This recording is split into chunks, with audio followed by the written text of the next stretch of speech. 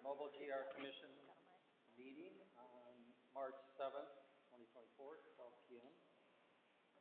We're going to move the agenda around a little bit. We're going to introduce a new GR Mobile Commissioner. Jennifer, would you like to introduce him? Well, first we'll do the roll call. Oh, roll call. Yes, right. and then we can introduce him. That's Second. okay. Commissioner Lunger is excused. Commissioner Westlake? Commissioner Clark? Commissioner Robbins? Commissioner Puwelka? Chairperson Wynn? Here.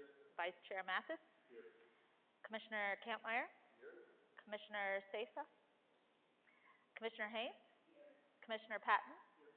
Commissioner Rizzo? And Commissioner Nineheis is excused. And now yes. Introduce our new commissioner. All right. With Puwelka? Yeah. Okay. Hi, everyone. My name is Stefan Puwelka. Obviously, I live here in Grand Rapids. Very excited to be on the Mobile GR Commission. Very passionate about improving our transit around Grand Rapids and the surrounding area. So looking forward to working with all of you to do so. Do you mind telling us what you do outside of the commission? Sure, yeah. So I am a Salesforce consultant by trade, currently contracting with the federal government.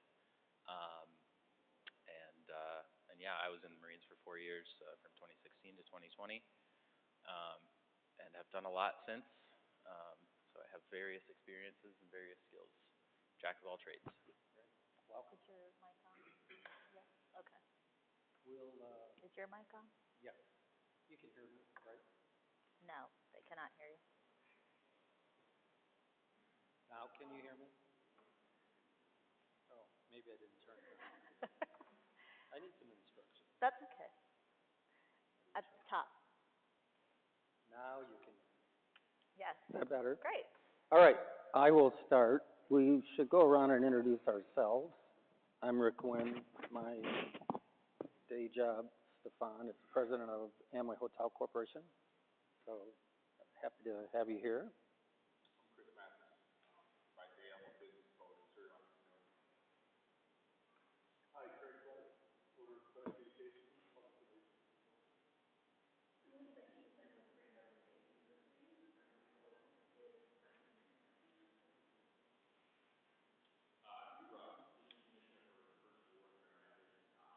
and my full-time job is also a software consultant.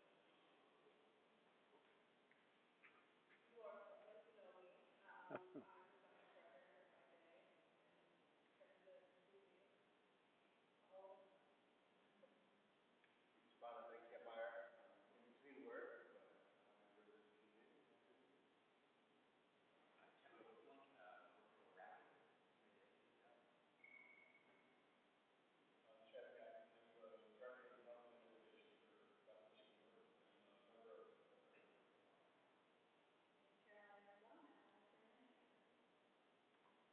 Great.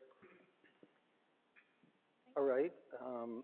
Next, I'll welcome everybody to this commission meeting. We provide input on parking and mobility-related activities and programs to department staff that makes recommendations to the city commission on these policies. As a member of the public, you have two opportunities that you can provide comment. You can provide comment related to items on our agenda, and then at the end of the meeting, you can provide general comments. We're not able to respond to your comments directly, but we do listen, and we'll use your feedback to inform our future decisions. So if there's anyone in the audience that'd like to comment on the agenda items today, please step forward. All right, seeing none, I'll close the first public comment. Next, we do have approval of our minutes from February 1st. They were in your packet. Are there any corrections or comments? If not, I'd entertain a motion to approve the minutes. Do we have support? All right. All in favor say aye. Aye. Any opposed? Okay, motion carries. Next, action items, resolution to nominate MGRC representative to serve on the Vital Streets Oversight Commission. And then just, What did I miss? sure, so, it's pretty self-explanatory, but previously we had, Commissioner Wells, who was our delegate, to serve on the Vital Streets Oversight Committee, and as we all know, she has termed out, so we are looking for, a new representative to serve, and represent Mobile GR on that commission. So we are going to open it up for anybody to self-nominate or, nominate anybody else if you have interest. And I'll look to Max, maybe we know, what is the Vital Streets Oversight Committee meeting schedule? Do we know that offhand? Okay, just so anybody is, you're aware of that commitment. Do we have someone on the commission that's interested? You will? Awesome. Are you nominating yourself? Okay. Do we have a second on that? Probably the rest of the commission. All right, all in favor say aye. Aye. Any opposed? All right, thanks for your volunteer. Thank you. Next are discussions, parking count preliminary data review. Welcome. Thank you. Good afternoon, Commissioners. My name is Trent Serra with Mobile GR. As stated, I'm here to talk about an update to our residential street parking counts and talk a little bit about our residential parking permit program as well. I do have some slides that I'll cover. So, as a bit of background to this, the city and our department has been conducting parking counts since 2017. These have been used both for the purposes of identifying our actual residential street parking capacity, and then as a second count, determining our occupancy of how much of those streets is being used up for residential parking. The previous counts, I'm specifically going to be talking about the capacity-related counts today. Those previous counts have been done at a very high level, which I'll talk about some of the methodology in a moment. And even through conversations with neighborhood associations or even within city staff, inaccuracies have been highlighted of sections that are noted as very low occupancy and are always maxed out, or vice versa. So in 2023, Mobile GR hired Moore & Brugink to do a more detailed analysis of that true parking capacity. Next slide, please. Next one, please.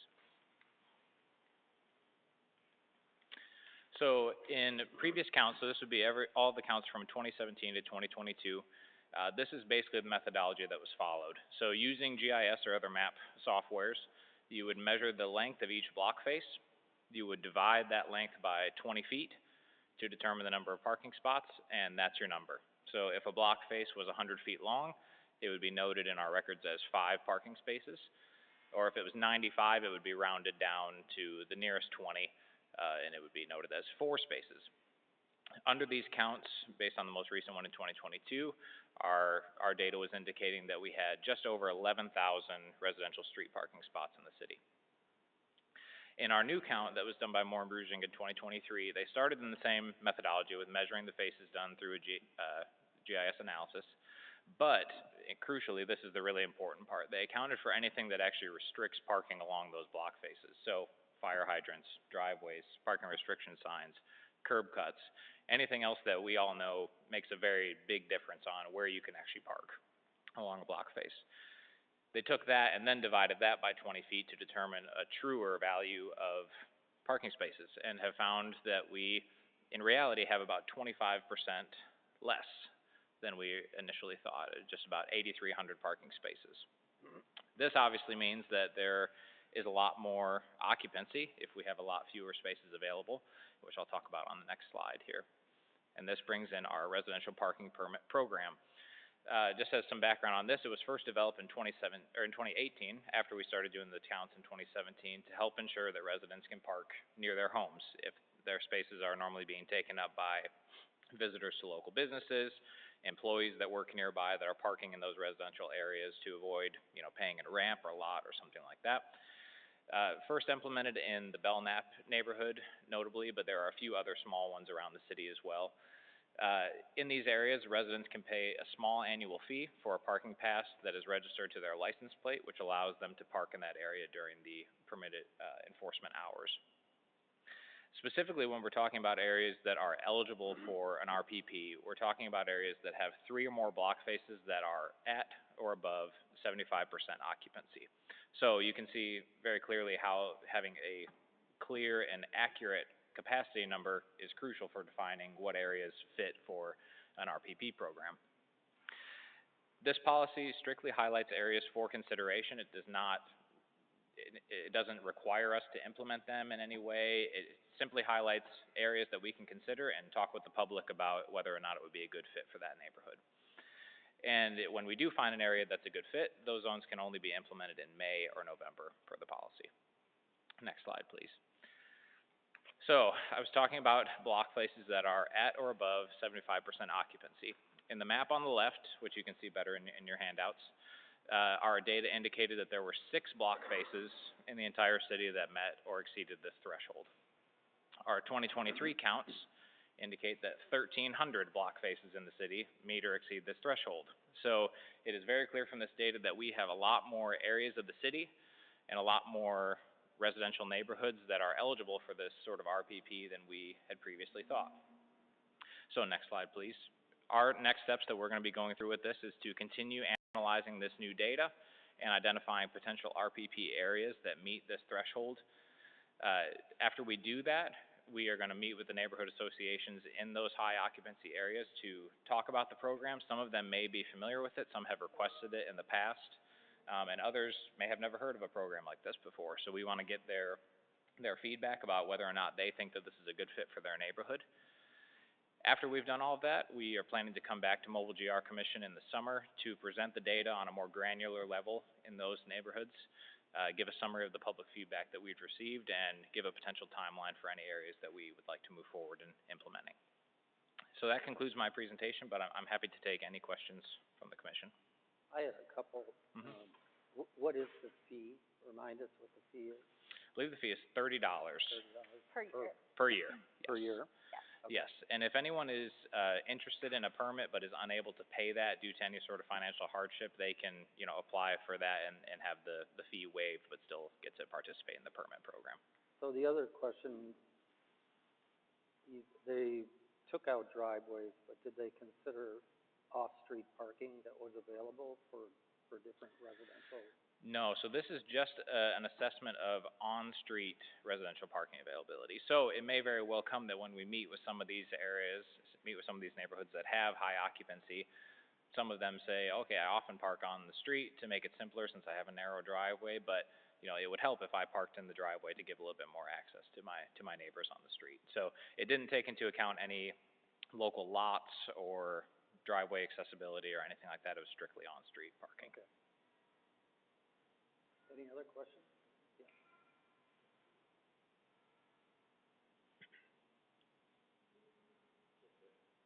Check. Cool. First of all, thanks for this. I know, at least from my conversations with some of my neighborhood associations, there's definitely an appetite, I think, for this type of program. So I'm interested to see what the rest of the associations might say. I'm just curious, with the updated occupancy map that we had, it's just like a little piecey, so I'm curious, like, from both an administrative perspective and then also from kind of a public clarity perspective, how will people know, like this block is part of the permit program, this one's not, I guess, or will it be kind of administered as in a general area based on like an average of occupancy, or I just wondering if you could maybe color that in a little bit more. Yeah, it's a great question. So the policy is very loose in a good way that it defines at a very basic level areas that should be considered for an RPP, but it doesn't prescribe exactly how that area should be shaped or determined in its boundaries. So for some of those areas that you see, block faces that are connected, but the other side of the street isn't connected, so what would we do in those areas? That would be based on the conversation with the residents, and we would define, a very clear, simple border of a, square or rectangle that's easy for folks to know. We would obviously be implementing signage in these areas to make it clear for residents that it's implemented. But no, that's a great question. We wouldn't want one that's a total mess to look at on the map. We'd want some clear, simple lines. Yeah. And just to add some clarity to that, the policy currently says that in order to be eligible for consideration, it has to be 3 continuous block faces of 75% or more occupancy. And so that's kind of what the next steps is, Trent outlined. We'll have staff kind of really doing a deep dive and evaluation of where we're seeing that, and then kind of recommendations for if we were to propose anything, where would we kind of create those boundaries. And just one other little edit I wanted to make on that I updated it in the memo, but it didn't get into the presentation. The residential permit parking program was not implemented in 2018. It was revised in 2018. We did have an area of the city that did have a residential permit parking program that predated that. And I think that was in the earlier part of 2010, and that's the Neighbors of Belknap Lookout. But they did have a expansion area that occurred around the same time that we were changing the policy. So.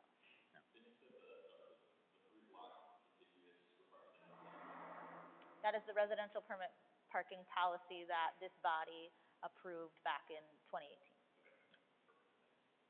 And we can either share that out, but that is also available on the Mobile GR webpage for new residents that are moving into the current parking areas for them to reference as well.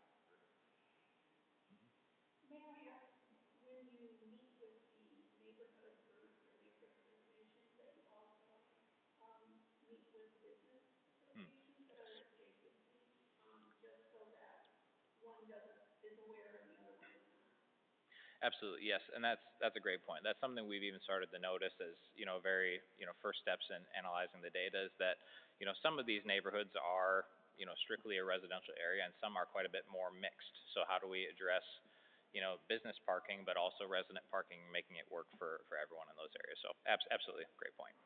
Just one final from me.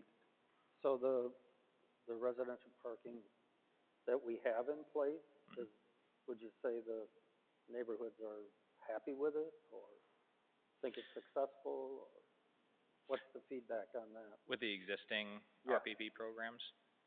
Maybe Jennifer could give a little bit more context. I have not specifically met with any neighborhood associations about them yet, so I would say that would be accurate, especially up in the Noble neighborhood, the Neighbors of Belknap Lookout. There's now been a new development, and what you'll see on the map is that maybe the parking pressure isn't there anymore for where the permit parking is, but it is immediately on the streets that are just outside of that area. Okay.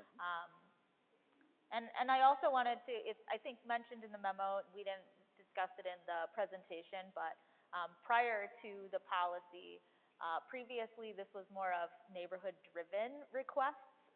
So before this body, back in like the 2017 timeframe, we had Heritage Hill inquire with us. We had some areas of Easttown inquire with us about doing parking counts at that time. So before we made it a standard, it was more of a ad hoc. So we would just kind of count these areas that neighbors were alerting to us. So this way we are looking at it holistically, and we're counting the whole city twice a year, changing up the times, looking at it, evening parking, daytime parking, because although Noble may be appropriate for Monday through Friday, 8 to 5, based off of who their neighbors are, maybe somewhere like Easttown might be more appropriate to have more residential allowable parking only in the evening times based off of who their neighborhood businesses are. So I think, Lisa, to your point, it's great to include both the neighborhood and the business associations. I think, did you have a?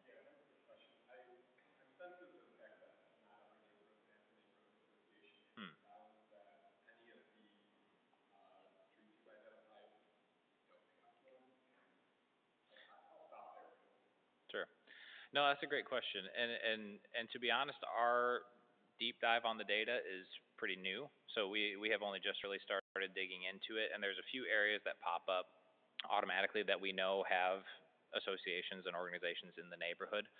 I think if it came to the time where we noticed that one could really be beneficial in an area that does not have an organized group, we would probably do something like a mailer or something like a social media campaign to try to still get feedback from those residents before just, because we wouldn't implement anything without getting their thoughts first. Yeah. questions? Anything else? All right, All right, thank you. you. Next is shelter agreement with the Rapids. Hello, Trey Reinhardt with Mobile GR, here to give an update on the 2024 bus shelter package. Some background on this is Mobile GR has a goal to add more bus stop infrastructure around the city.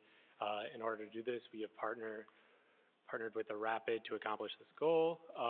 We are currently working on this shelter package, and Mobile GR has started a new process this year to annually install new shelters. Next slide.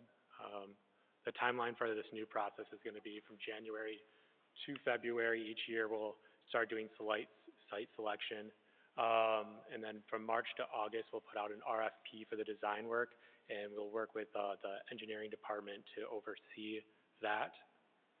From August to September we'll put out a construction bid, and then from September to December we'll have the Rapid order these shelters for us, and then from March to May the shelter installation will happen the following year, and each year we'll start this process back over in January.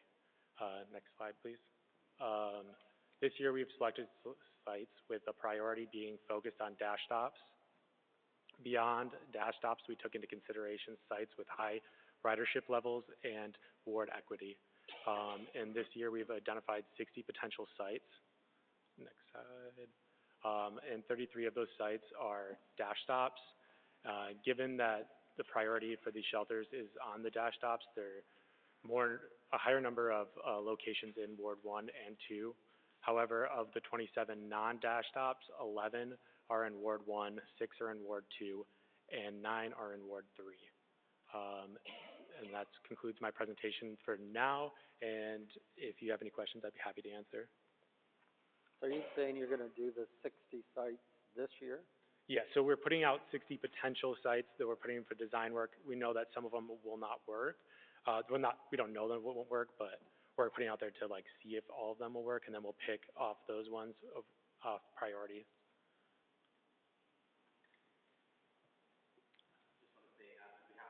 Thanks for this program. I know we've had a good partnership over the years in doing this. Just to be clear, the Rapid also has stop improvement programs it does as well within the city of Grand Rapids and throughout the area. And one thing to note too is we have a pretty stringent federal process to go to that really makes this much less flexible. So I really appreciate your partnership on this, and we are in good communication about making sure we're not duplicating efforts. Right.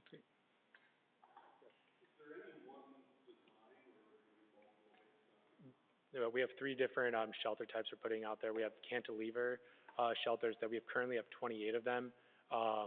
That we're the reason we have 60 of them is because they have to have 9-inch thick concrete, and that's like not common around the city.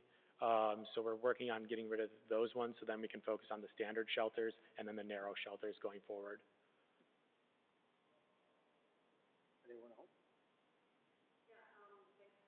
The presentation. I'm wondering if when you were selecting the sites, you had any kind of focus on the traffic volume on the street, particularly the traffic speed, so we could have a shelter from a safety perspective for people waiting for the bus on streets with higher speed traffic? We did not take that into consideration unless at the Rapid they did that when they were identifying spots. Max worked at the Rapid at that time, so he might be able to get some insight. Yeah, I'll take this opportunity to introduce myself. I'm Max Dillevin. I'm the new mobility planning analyst here at Mobile GR. I was at the Rapid for about 5 years prior, so I've kind of gotten to work on this program on both sides of the aisle here.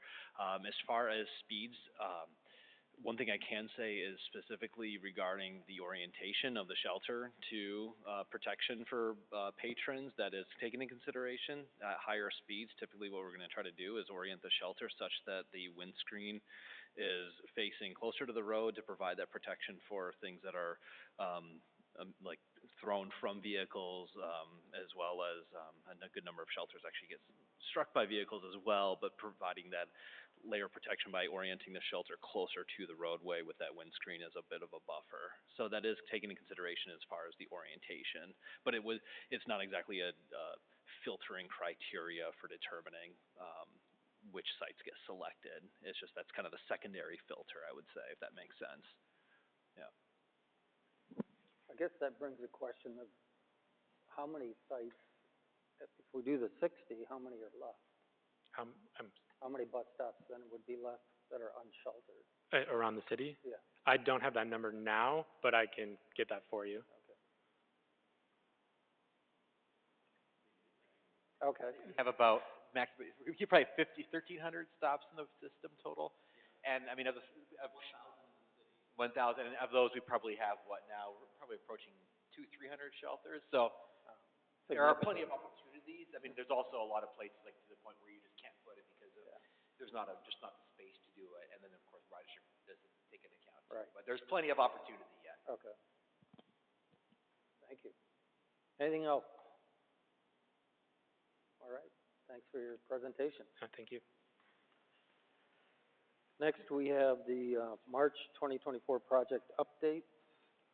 Are you going to handle that? It was in your packet. It was, yeah.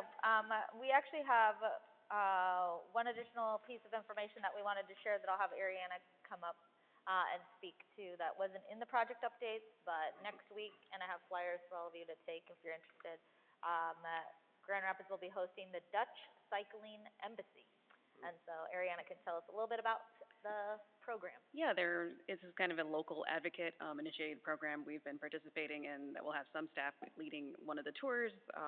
So the Dutch Cycling Embassy is a nonprofit arm of the Dutch government that kind of travels the world to spread the gospel of Dutch cycling and all their infrastructure and such. So they've been invited here to Grand Rapids. There's a 2-day program next Thursday and Friday.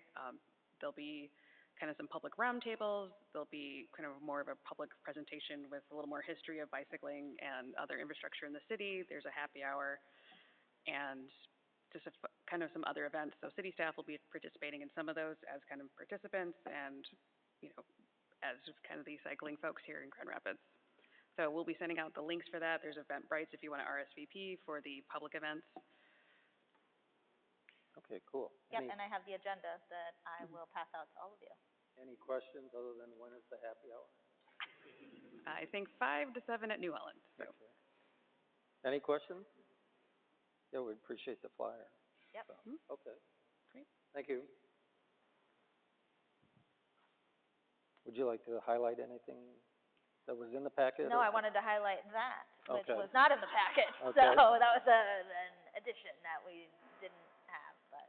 Anyone have any questions on the updates that were provided? Yes.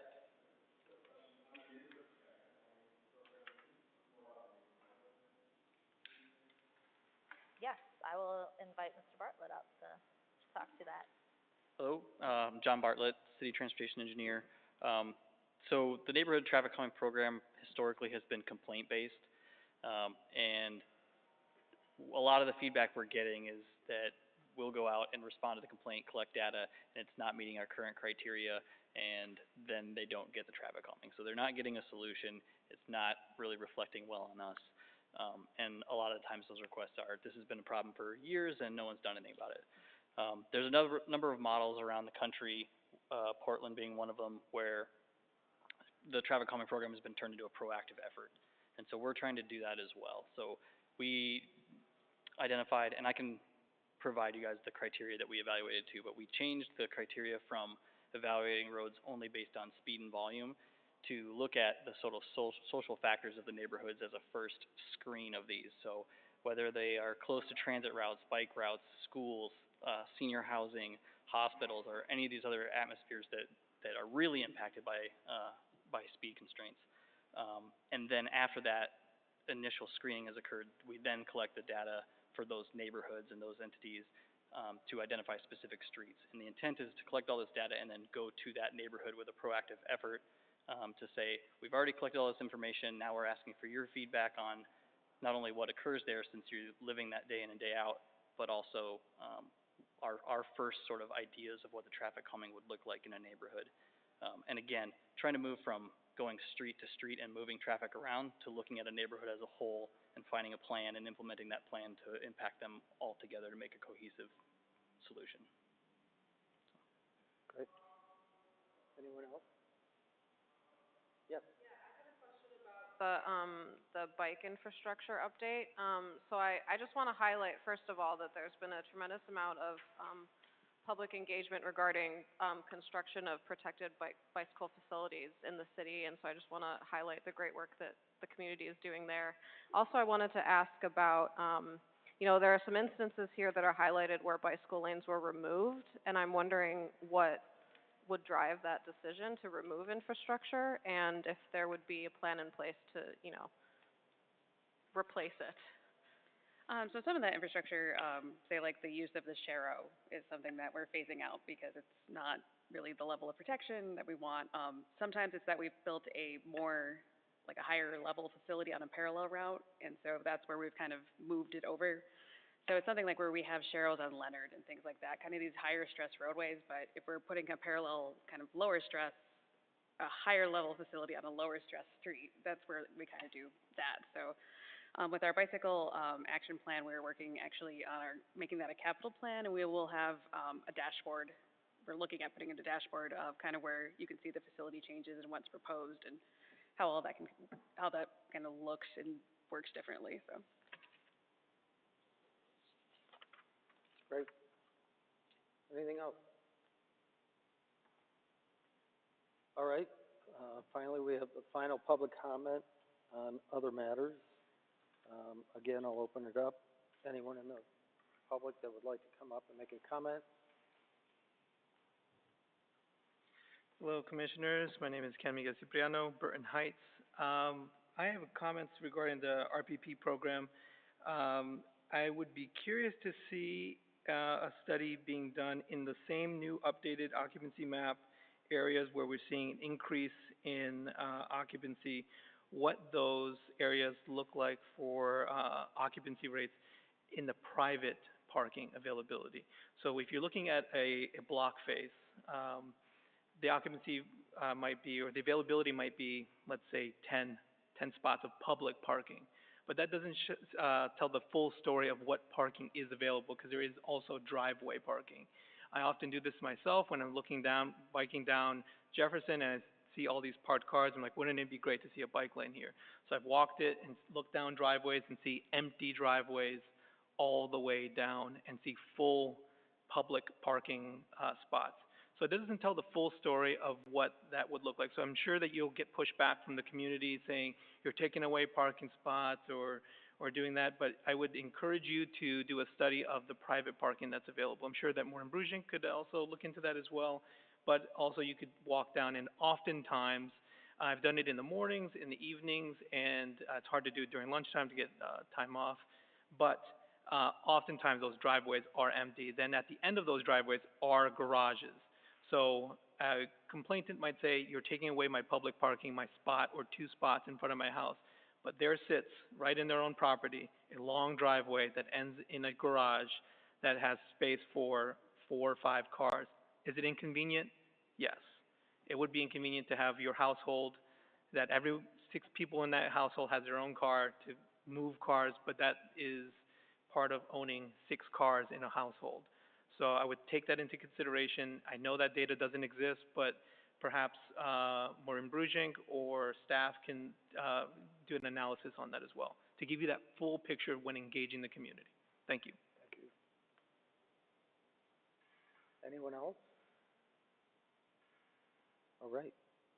I'll close public comment.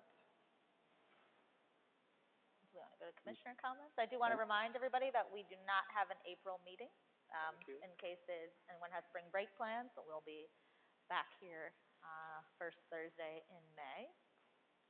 Awesome. Any commissioner comments only for the greater good? Yes.